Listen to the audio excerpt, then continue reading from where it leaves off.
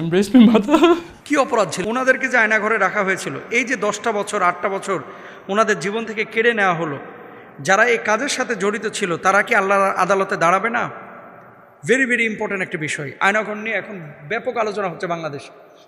শুনেন, আমি বিভিন্ন মাহফিলে একটা কথা বলে থাকি যে আল্লাহ সুবহানাহু ওয়া তাআলা 2টা পাপ বান্দার মাফ করবে না। একটা হচ্ছে শিরকের গুনাহ, আর একটা হচ্ছে বান্দার হক নষ্টের গুনাহ। কতটা অনিশ্চয়তার মধ্যে 10টা বছর এই আমান আজমির কেটেছে, কতটা অনিশ্চয়তার মধ্যে 8টা বছর ব্যারিস্টার আরমানের কেটেছে। তার পরিবার, ছোট্ট বাচ্চা যাকে কোলে নিয়ে সে গাড়িতে চলেছে, যাকে কোলে নিয়ে কপালে চুমু এঁকেছে, এই বাচ্চাটা আজকে বড় হয়ে গেছে। তো এই বাচ্চাটা আব্বু আব্বু করে কেঁদেছে, তার স্ত্রীটা স্বামী হিসেবে স্বামীকে মনে করে কেঁদেছে, আমার আজমির ছেলেমেয়েরা কেঁদেছে। তো এই যে এতগুলো মানুষের, প্রত্যেকটা মানুষের 2টা করে চোখ আছে, চোখ দিয়ে যখন পানি পড়ে, এক চোখ দিয়ে পড়ে না ভাই, 2 চোখ দিয়েই পানিটা পড়ে।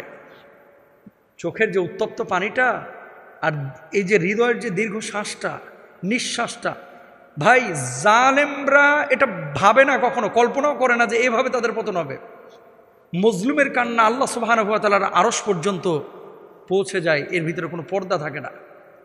যারা আয়নাঘরের এই থিম যারা ক্রিয়েট করেছে, যারা এটাকে বাস্তবায়ন করেছে, এবং যে মানুষগুলোকে এখানে আমান আজমির মতো, ব্যারিস্টার আরমানের মতো শত শত মানুষকে যারা হুমকির মধ্যে ফেলে যাদের জীবনের বিনাশ ঘটিয়ে ফেলেছে, আল্লাহর কসম করে বলতেছি আল্লাহ তাআলা এদেরকে মাফ করবে না। প্রত্যেকটা মানুষকে আল্লাহর আদালতে দাঁড়াইতে হবে হক নষ্টের কারণে। তো বলবেন হুজুর বাঁচার কি কোনো উপায় নাই? না, উপায় নাই। তো বাঁচবেন কিভাবে? যে 10টা বছর ওনার নষ্ট করেছেন, এই 10টা বছরের মূল্য তাকে পরিশোধ করতে হবে। পারবেন? সম্ভব? পারবেন? ওই স্ত্রীর চোখের পানি, যত ফোঁটা পানি চোখ দিয়ে পড়েছে, এই চোখের পানির ঋণ পরিশোধ করতে, মূল্য দিতে পারবেন না। যে বাচ্চাটা রাত্রিবেলা আব্বু আব্বু করে ফুপিয়ে ফুপিয়ে কেঁদেছে, ওই বাচ্চাটা ঋণ পরিশোধ করতে পারবেন? পারবেন না। স্নেহ, মায়া, মমতা, ভালোবাসা থেকে তার স্ত্রীটাকে 10 বছর আপনারা দূরে রেখেছেন, পারবেন ফিরিয়ে দিতে? পারবেন না। তাহলে কিয়ামতের ময়দানে আল্লাহর আদালতে যে আয়না ঘরটা ইস্টাবলিশড হবে, প্রতিষ্ঠিত হবে, সে আয়না ঘর হবে ও আরও মারাত্মক। আরে দুনিয়ার আয়না ঘরে তো ছোট্ট একটু জানালা ছিল, দুনিয়ার আয়না ঘরে মাঝে মাঝে বাতাস দেওয়া হতো, দুনিয়ার আয়না ঘরে 2 বেলা খাবার দেওয়া হতো। আল্লাহর আয়না ঘরে পুষ দেওয়া হবে, পচা রক্ত মুখের মধ্যে ঢেলে দেওয়া হবে। আল্লাহ সুবহানাহু ওয়া তাআলা এই সমস্ত জালেমদের মাফ করবেন না। কি অপরাধ ছিল এই মানুষগুলোর! আহা, মানুষ যদি বুঝতো যে কিয়ামতের ময়দানে কি পরিমাণ তাদেরকে এই আযাবের সম্মুখীন করা হবে, কখনো মানুষ এই ধরনের আচরণ করতো না। আয়নাঘরের সাথে যারা জড়িত, যারা এটাকে তৈরি করেছে, যারা মানুষের উপরে জুলুম অত্যাচার করেছে, কিয়ামতের ময়দানে হক নষ্ট করার জন্য, তাদের সময় নষ্ট করার জন্য, তাদের মানে হুকুকুল ইবাদ এর সাথে সম্পৃক্ততার কারণে কিয়ামতের ময়দানে তাদেরকে দাঁড়াইতে হবে। তাদের ময়দানে এই 2টা পাপ আল্লাহ মাফ করবে না। একটা হচ্ছে বান্দার হক নষ্ট করা, আর একটা হচ্ছে শিরিক করা। এরপর আসেন ব্যারিস্টার এই যে আরমানের স্ত্রী, 7 বছর তিনি বিয়ে করেন নাই, স্বামীর জন্য অপেক্ষা করেছেন। এখনকার মেয়েরা তো 2 বছরে কেউ অপেক্ষা করতে চায় না, 2 বছরও অপেক্ষা করতে চায় না, 1 বছর অপেক্ষা করতে চায় না। স্বামীর সাথে বনিবনা না হলে তারপর অন্য জায়গায় বিয়ে শাদিতে বসে যায় অনেকে। তা আলহামদুলিল্লাহ তাদের পারিবারিক যেই বন্ডিংটা, এটা সত্যিই প্রশংসার দাবি রাখে। অন্যের হক কেউ যদি নষ্ট করে, আল্লাহ সুবহানাহু ওয়া তাআলা কি বলছে খেয়াল করেন, ওয়ালা তাকুলু আমওয়ালাকুম বাইনাকুম বিল বাতিল। এরপর আল্লাহ সুবহানাহু ওয়া তাআলা আরও কি বলছে খেয়াল করেন, ইন্নাল্লাহা ইয়া'মুরুকুম আন তুআদ্দুল আমানাতি ইলা আহলিহা। আমানত এটা যে হকদার তার কাছে পৌঁছে দিতে আল্লাহ বলেছেন। এবং আল্লাহ সুবহানাহু ওয়া তাআলা স্পষ্টভাবে বলেছেন যে খবরদার তোমরা হারামের সাথে জড়িত হয়ে না, সম্পৃক্ত হয়ে না।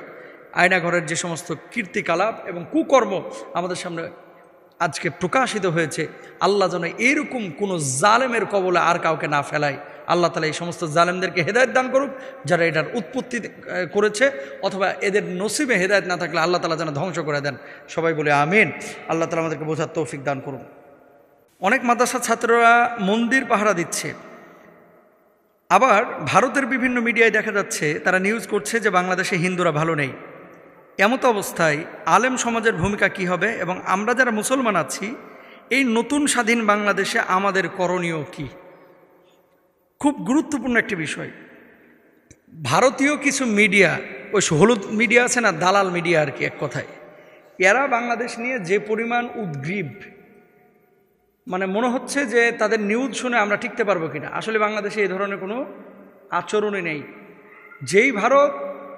যেই ভারতীয় মিডিয়া আজকে বাংলাদেশ নিয়ে এত আলোচনা করতেছে, তাদেরকে আমরা একটা কথা বলতে চাই, বাবরি মসজিদ কিন্তু আপনার দেশে ভাঙা হয়েছে। বাংলাদেশের কোনো উল্লেখযোগ্য মূর্তি, উল্লেখযোগ্য মন্দিরের আপনার দেয়াল থেকে ইট খুলে নেওয়া, আঘাত করা আপনারা এই মুহূর্তে অন্তত এই নতুন বাংলাদেশে দেখাইতে পারবেন না। হ্যাঁ, দু একটা বিচ্ছিন্ন ঘটনা ঘটতে পারে, এলাকায় বাড়িতে ডাকাতি কি মাঝে মাঝে হয় না? এখন ছিচ ক্যাসও ঢুকছে, আপনি এটারও ডাকাত বলতেছেন। হিরুনকোট ঢুকতেছে, এটারও আপনি ডাকাত বলতেছেন। আবার মনে করেন যে মদ খায়, এটারও ডাকাত বলতেছেন। আবার কেউ ডাকাত না, ডাকাতির ভান করছে, এটারও আপনি ডাকাত বলে চালিয়ে দিতেছেন। কেউ যদি মন্দিরে মূর্তি চুরি করার জন্য বা কিছু ভোগ চুরি করার জন্য যায়, সেটাকে তো আপনি মন্দিরে হামলা বা জ্বালিয়ে দেওয়া, পুড়িয়ে দেওয়া, এই বিষয়গুলোকে এইভাবে আপনি উপস্থাপন করতে পারেন না। বাবরি মসজিদ ভেঙেছেন আপনারা, ধর্মীয় সম্প্রীতি নষ্ট করেছেন আপনারা, আর আজকে বাংলাদেশে আপনি সবক দিচ্ছেন। শুনেন, বাংলাদেশের মুসলমানরা, আলেম ওলামারা অনেক আগে থেকেই সচেতন। একটা না হলে 50টা মাহফিলে আমি গত বছর আলোচনা করেছি। কি খবরদার, যারা হিন্দু, খ্রিস্টান, বৌদ্ধ আছে বাংলাদেশের, আপনাদের আমাদের আশপাশে কোনো মন্দিরে কোনো মুসলমান হামলা করবেন না, আঘাত করবেন না, কোনো হিন্দুকে, কোনো খ্রিস্টানকে আঘাত করবেন না। এটা ইসলামের শিক্ষা না। আল্লাহ তাআলা কি বলছেন কুরআনুল কারীমে? খেয়াল করেন, ওয়ালা তাসুব্বুল্লাযীনা ইয়াদউনা মিন দুনিল্লাহ ফায়াসুব্বুল্লাহা আদওয়াম বিগয়রি ইলম। আল্লাহ বলছেন, অমুসলিমরা যখন তাদের ধর্মীয় উপাসনালয় উপাসনা করে, খবরদার এদেরকে গালমন্দ করো না। কেন? শত্রুতার বশবর্তী হয়ে তারা তোমার সত্য আল্লাহকে গালমন্দ করবে। আমরা সব সময় বলেছি, অমুসলিমরা আমাদের পাশে যারা আছে তারা মুসলমানদের থেকে নিরাপত্তা পাবে এবং নিরাপত্তা দেওয়া হচ্ছে। ভারতের মন্দিরগুলো যেমন নিরাপদ, বাংলাদেশের মন্দিরগুলো মুসলমানদের কাছে তেমনই নিরাপদ। আপনি হাটাজারিতে যান, মাদ্রাসার পাশে মন্দির। হাটাজারি মাদ্রাসার ছেলেরা যদি চাইতো তাহলে একদিনও এখানে মন্দির টিকতে দিত না, এটাকে ভেঙে চুরমার করে ফেলাতো। কিন্তু বরঞ্চ এই মাদ্রাসার ছাত্ররা মন্দির পাহারা দিচ্ছে রাতের পরে রাত, আলেম ওলামা মন্দির পাহারা দিচ্ছে। অথচ সেই মিডিয়াগুলো প্রকাশ করছে যে বাংলাদেশে বিভিন্ন জায়গায় হামলা হচ্ছে।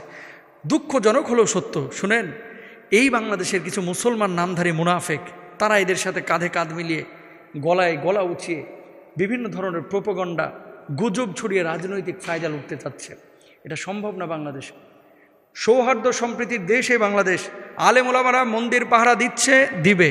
আলেম ওলামারা সবসময় হিন্দু, খ্রিস্টান, বৌদ্ধদের পক্ষে কথা বলেছে, বলবে। আমরা কখনো আঘাত করব না যতক্ষণ পর্যন্ত কেউ আমাদেরকে আঘাত না করবে। এটা ইসলামের শিক্ষা না। যার ধর্ম, আপনার দায়িত্ব হচ্ছে ইসলামের সৌন্দর্যগুলো তাদের সামনে তুলে ধরা, আমরা তুলে ধরব। কিন্তু আঘাত করা, ভেঙে ফেলা, এটা ইসলাম অনুমোদন করে না। রাসূল আকরাম সাল্লাল্লাহু আলাইহি ওয়াসাল্লামের হাদিসের দিকে যদি আমরা খেয়াল করি, দেখেন একটা না, দুইটা না, একাধিক হাদিসের মধ্যে আল্লাহর হাবিব সাল্লাল্লাহু আলাইহি ওয়াসাল্লাম কি বলছেন? প্রতিবেশীর যে হকগুলো আল্লাহ সুবহানাহু ওয়া তাআলা আমাদের সামনে উপস্থাপন করেছেন, সূরা নিসার 33 নম্বর আয়াতে দেখেন, ওয়াবুদুল্লাহ ওয়া লা তুশরিকু বিহি শাইআ ওয়া বিল ওয়ালিদাইনি ইহসানা। তারপর আল্লাহ সুবহানাহু ওয়া তাআলা বলেছেন, ওয়াল জারিদিল কুরবা ওয়াল জারিল জুনুব ওয়াস সাহিবি বিল জামবি আবনিস সাবিল। নিকটের আত্মীয়, দূরের আত্মীয়, সবার সাথে ভালো আচরণ করতে বলেছেন। হিন্দু, খ্রিস্টান এরা আমাদের প্রতিবেশী যদি হয়ে থাকে, তাদের সাথে ভালো আচরণ করতে হবে। ইসলামের সৌন্দর্যগুলো তাদেরকে তুলে ধরতে হবে।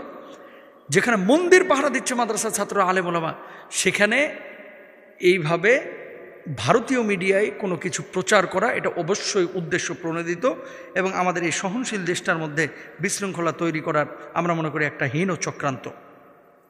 তারপরে আসেন, ওমর ফারুক রাদিয়াল্লাহু তাআলা আনহু, তিনি শক্ত অবস্থানে ছিলেন। এই যে মানে বনের পশুকে যেমন নিরাপত্তা দিয়েছে, মরুভূমির প্রাণীকে যেমন নিরাপত্তা দিয়েছে, মুসলমানদেরকে যেমন নিরাপত্তা দিয়েছেন, অমুসলিমদেরকে তেমনই কিন্তু নিরাপত্তা দিয়েছেন।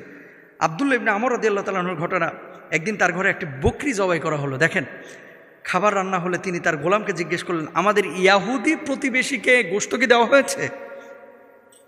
আমি রাসূল আকরাম সাল্লাল্লাহু আলাইহি ওয়াসাল্লামকে বলতে শুনেছি, প্রতিবেশীর বিষয়ে জিবরিল আমিনকে এত উপদেশ দিচ্ছিলেন জিবরিল আমিন আমাকে, আমি মনে করেছিলাম তিনি হয়তো তাদেরকে ওয়ারিশে বানিয়ে দেবেন। তিরমিজির হাদিস 1943। তার মানে কি, এখানে বোঝা গেল প্রতিবেশীদেরকে, হোক সে ইয়াহুদি, খ্রিস্টান, হিন্দু, তাদের অধিকারের ব্যাপারে ইসলাম আগেই বলে রেখেছে। আল্লাহর হাবিব সাল্লাল্লাহু আলাইহি ওয়াসাল্লাম বলে রেখেছেন, সাহাবীরা বলে রেখেছেন। এবং বাংলাদেশে যে পরিমাণ নিরাপত্তা পেয়েছে আমাদের হিন্দু, খ্রিস্টান, বৌদ্ধ, অন্য অন্য ধর্মের মানুষ, অন্য কোনো দেশে এরকম সম্প্রীতি খুব কমই আছে। সুতরাং সবক আমাদেরকে না দিয়ে নিজের দেশে একটু ঠিক রাখেন। মুসলমানরা কতটা নির্যাতিত হয় আপনাদের দেশে, এটা কিন্তু আমরা মোটামুটি কম জানি না। আলহামদুলিল্লাহ আমাদের দেশে হিন্দু খ্রিস্টান বৌদ্ধরা ভালোই আছে, আলহামদুলিল্লাহ।